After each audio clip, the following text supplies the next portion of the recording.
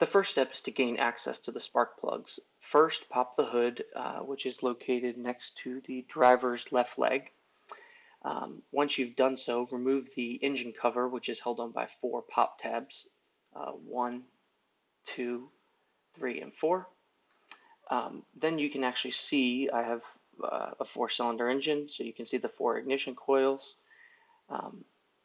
and then a T30 bolt that holds the ignition rail in place.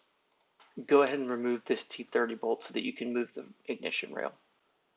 Moving the ignition rail is probably the most time-consuming and delicate portion of this job.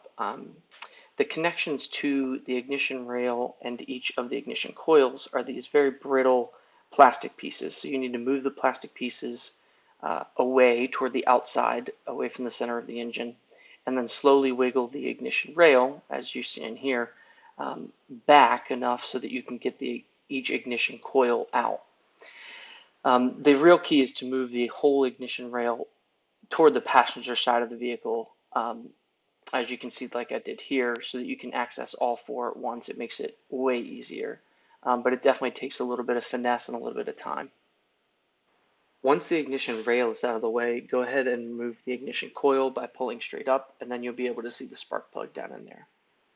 Remove the old spark plug by using a ratchet, extension, and a spark plug socket. I have a link to the one I use below. If your spark plugs are not pre-gapped, you will need to gap them. The NGK spark plugs that I'm using are already gapped. So just remove the old one, and then you're going to reinstall the new one to 27 Newton meters or 20 foot-pounds. Well, I didn't get it the first time. The socket tool is magnetic, so it should help you kind of pull it out. There's the old one. It looks terrible. There's a comparison to the new one. And you go ahead and put the new one in.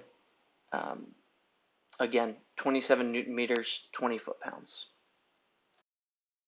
Once the new spark plug is installed, just reinstall the ignition coil by pushing all the way down.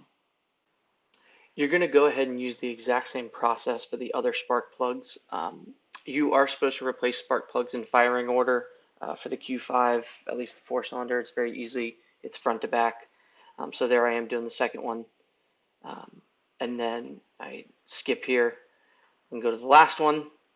Once you're done doing all 4, go ahead and replace the rail. Make sure everything clicks back into place. Again, try not to break those plastic brittle pieces. Hand tighten the T30 screw. Put this little black cover back on, and then you should be good to go.